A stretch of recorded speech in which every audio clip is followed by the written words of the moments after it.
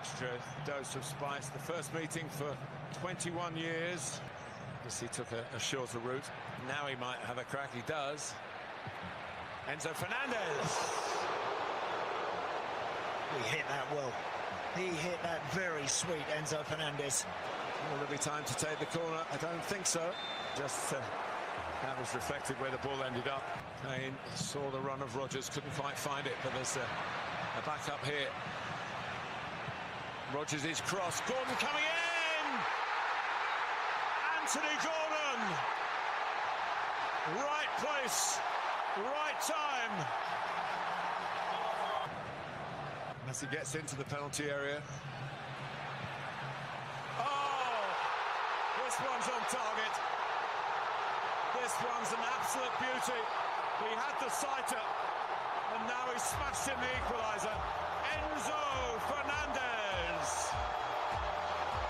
It's 1-1 in Atlanta. What a strike. You can't say they don't deserve it. They do. They do deserve to be back on level terms, and that is some hit from Enzo Fernandez. It's a brilliant strike. Right now, the team that with all the momentum, the team in possession. Oh, Alexis McAllister hits the post for the second time. He's hit both posts. Oh. Messi. Oh, and England are in trouble. And maybe through Lautaro Martinez, they're going out to the semi-final stage. It's been header after header after header. We're into the 12th added minute, and Argentina, the world champions, are going to the 2026 final.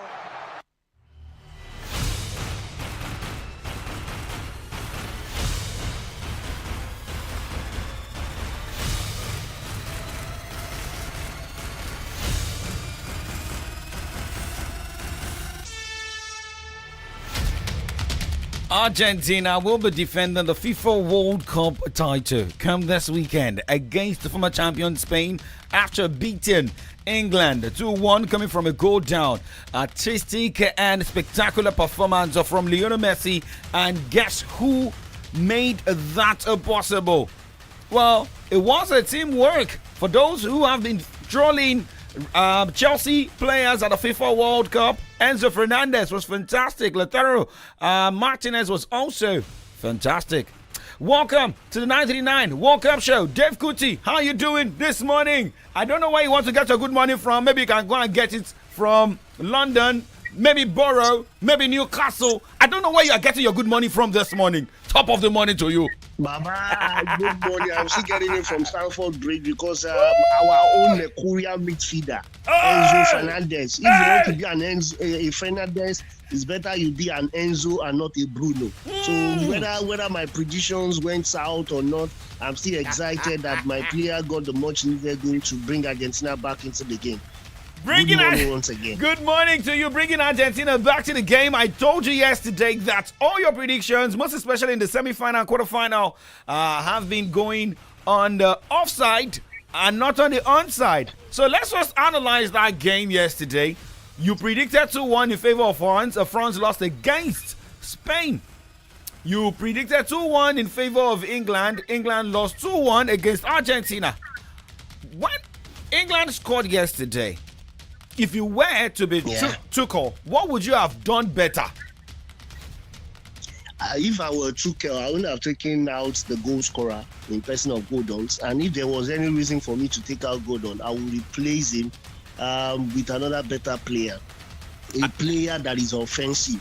You cannot score that goal was scored before 68 minutes. You cannot score before that time and expect to defend all way against an Argentine side where you have Messi still on the pitch of play. It is such an uphill task, and he gambled.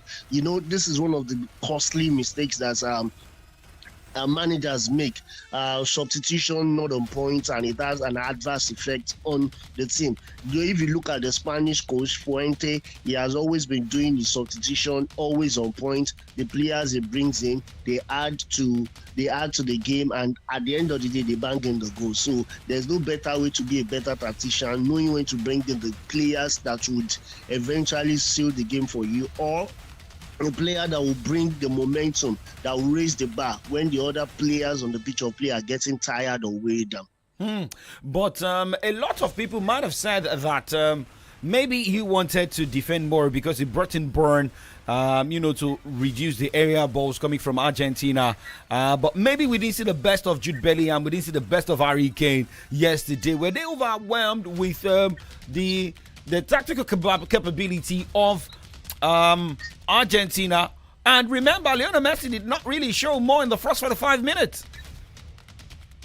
Yeah, I think for the Argentine, for the English team, I think that's one of the things I see, and I'm not sorry, I'm not apologetic about this. Whenever the stakes are higher, you discover that all those players in the Three Lions team, most of them are actually overhyped. When the stakes are higher, you don't find them. I think the only player that we found yesterday was Spence, and maybe Spence tried a bit. He rattled Lionel Messi in the first half. But in the second half of the game, there was no Bellingham, the same Bellingham that you were shouting to high heavens that is the savior, is the Messiah. He was nowhere to be found. And Lionel Messi got the 2 assists for that game. And all things being equal, he might progress to be the player of the tournament, the highest goal scorer, and what have you at 39? What better way to retire from international football?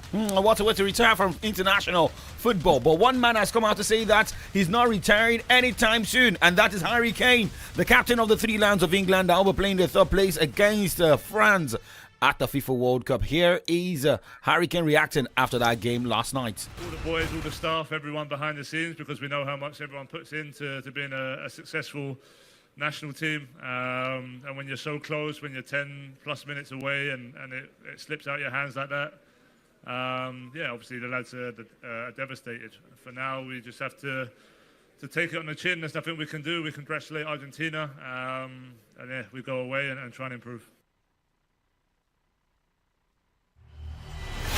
If it is all about improving their style of game, but the likes of David Beckham, Wayne Rooney, all dragged Thomas Tuchel that he never knew what to do after England scored that goal.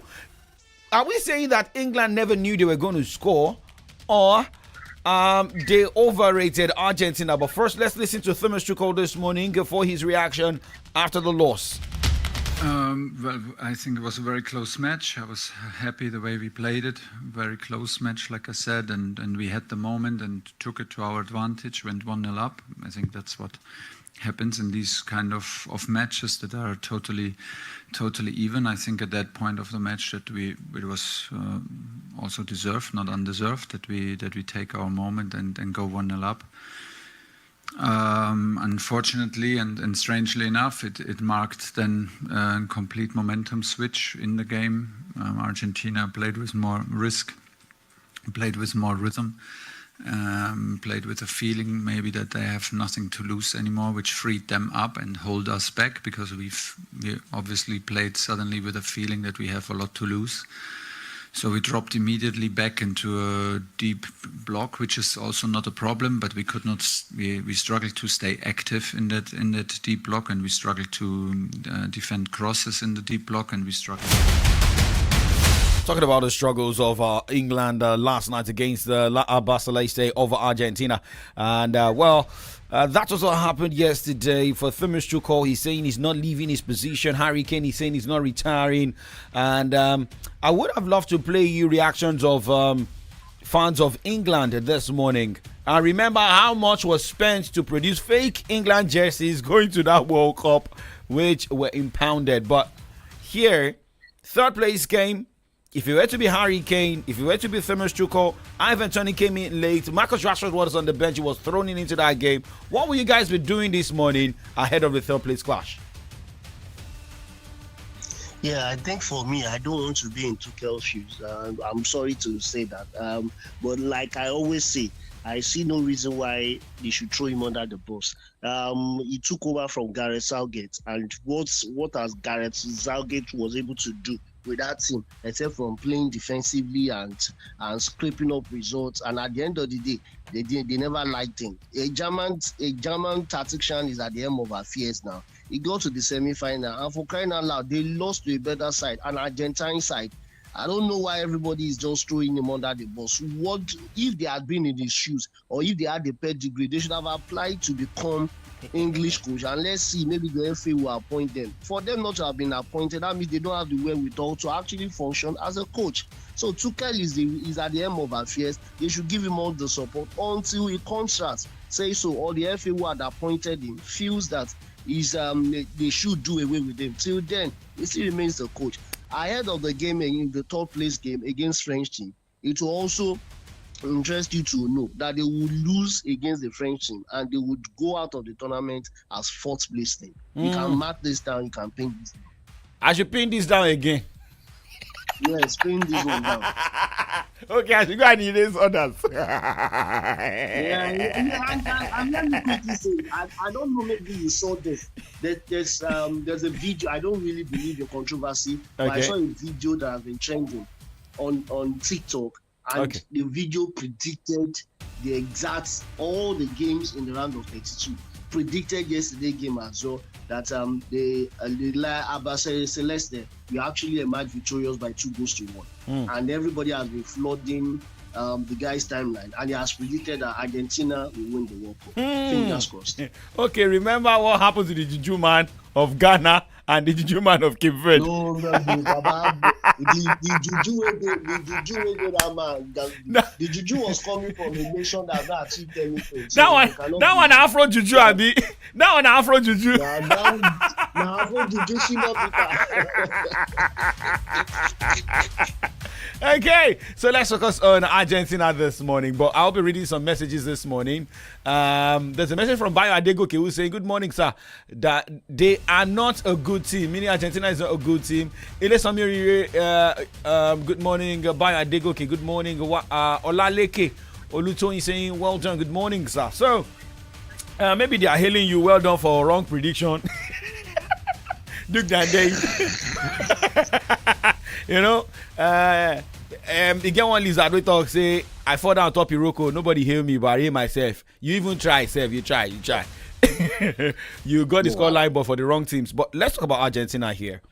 Lionel Messi will be facing. Why are we focusing on Lionel Messi?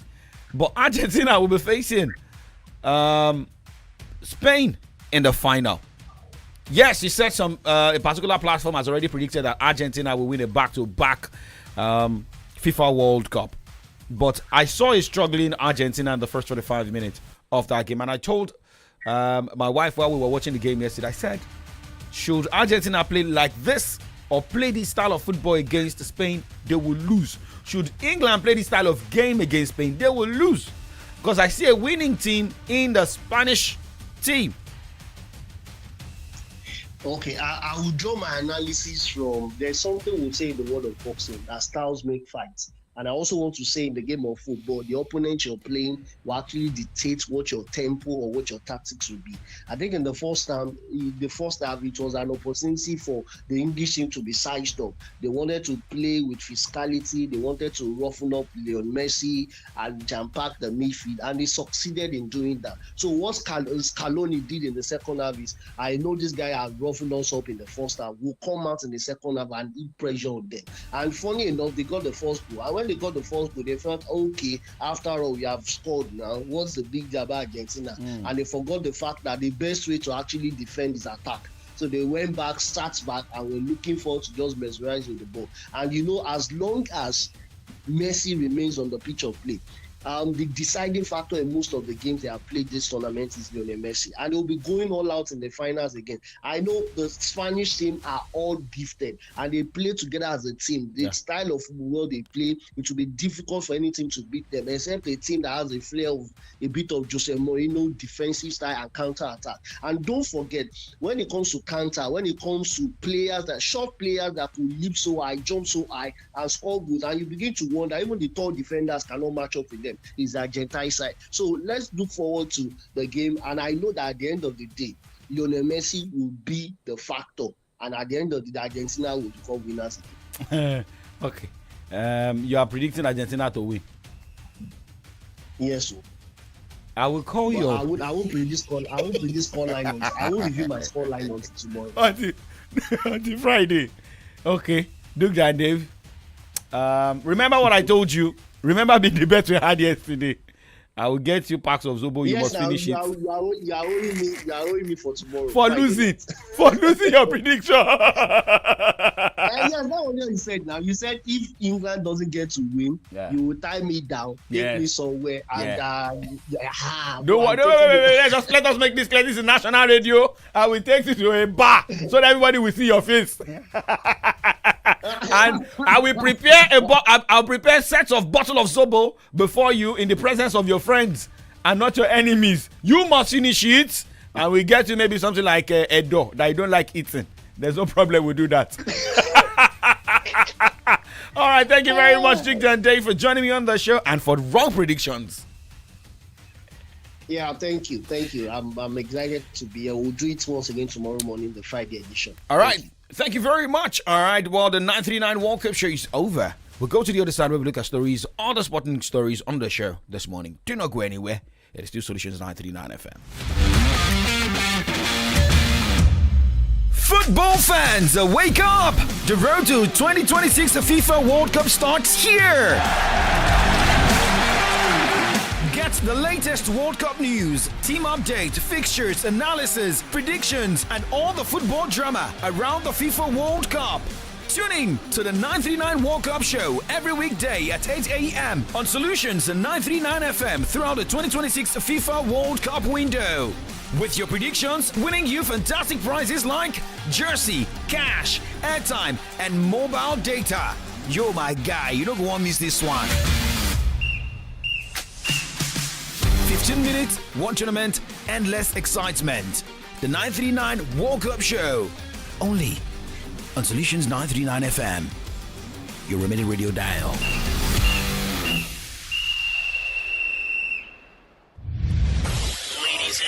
The Society of Nigerian Broadcasters, SMB, Southwest Zone, in collaboration with National Broadcasting Commission, NBC, is inviting broadcast professionals to its Southwest Summit 2026, a strategic event slated to strengthen media and government synergy for national security, coming up on Thursday, 16th July 2026, from 10 a.m. to 2 p.m. Venue, Oyo State Local Government Training Center, State Secretariat, Agodi, Ibadan, with the theme Public Policy, Mass Media, and Conflict-Sensitive Broadcasting, strengthening media and government synergy for national security, with the keynote presentation to be delivered by Chief BC Adeshola, MNI, a veteran broadcaster and former secretary to the Oyo State government, as well as Mr. Charles Ibubu, the Director General of the National Broadcasting Commission, NBC. The special guest of honor is His Excellency Engineer Oluwaseyi Abodumakinde, the Executive Governor of Oyo State. Chief host, Ambassador Dr. Yemi Farumbi, OON, National Patron and Founding Father, Society of Nigerian Broadcasters, SMB. The summit will also feature the induction of new members from the Southwest Zone and the presentation of awards of recognition of distinguished personalities. Announcer, SMB Southwest Committee.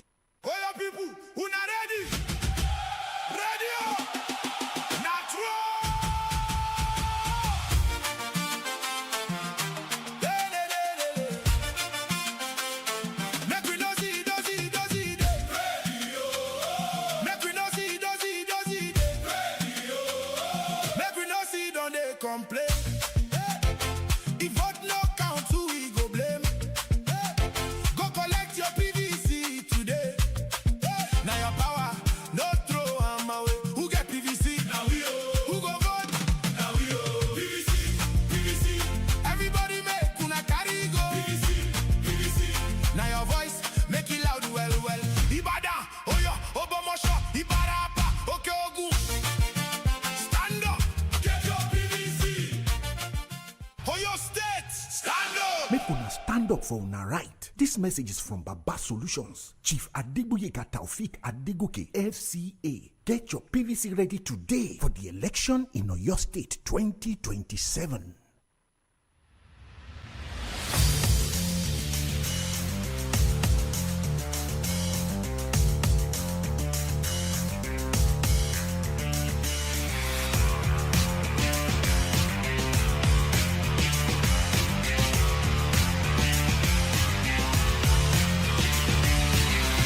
Well, now let's kick off and talk more sporting stories on the show, and we talk more football stories. But let's come to the local scene here. We'll talk about Kun Khalifa NPFL side. Well, the side has confirmed the arrival of Eimba of Aba midfielder Hogan Umor as well as Chima Dero, also a midfielder from Niger Tornadoes of Mina. The Pride of Imolite also confirmed that they have signed Bendel Insurance of Benin centre-back Preye Sekrowe from the club. As a club, regroup from preparations ahead of the 2026-2027 NPFL season. The club said in a statement by its media department that Calabar Rovers defender Idiri Ejaga Rodo has put pen to paper for the team. The Owerri club, remember, is past relegation last term by the Whisker, and the coach Obina Uzo's side has bent on bolstering the squad ahead of the coming season. Well, remember, Sporting Lagos is also trying to do enough businesses going to the new NPFL season coming from the NNL, and the team was able to hijack a spectacular player against the wishes of Shooting Star Sports Club of Ibadan. But now let's talk about Nigeria's Flying Eagles this morning. Well, the team has been able to draw with Ghana, Togo, and Burkina Faso in Group B of the WAFU B Under 20 Championship. The draw for the regional tournament, which serves as the qualifying competition for the 2027 Africa Under 20 Cup of Nations, was held on Wednesday at the headquarters of the West African Football Union WAFU B zone in Abidjan, Cote d'Ivoire. The Flying Eagles and Ghana's Black Satellite will renew their long-standing rivalry in the group. Nigeria defeated the Black Satellite 2-1 at the final of the last edition of the competition. Group A consists of hosts Cote d'Ivoire, Benin Republic, Niger, with three nations also competing for a place in the Continental Championship. The competition will take place from July 26 to August 9, 2026 in Yamoussoukro, Cote d'Ivoire. The Flying Eagles have won the tournament, the last two editions of the competition. Now remember, Nigeria's female national team, the Super Falcons, who are 10-time champions of the WAFCON, have also been talking as they prepare for this year's edition of the Continental Showpiece. Now, one player from that team is Chiwenzu Ihezuo, who has reaffirmed the team's determination to successfully defend their title at the 2026 Women's Africa Cup of Nations in Morocco. Justin Madugu's side will be chasing a record-extending 11th continental crown when the tournament gets underway later this month, with Morocco hosting the competition for the third successive edition. Beyond lifting the trophy, the Super Falcons are also aiming to secure a place at the 2027 FIFA Women's World Cup, which will be hosted by Brazil. Ihezuo stressed that the team's mission is clear: retain the WAFCON title and book the place at the 2027 FIFA Women's World Cup.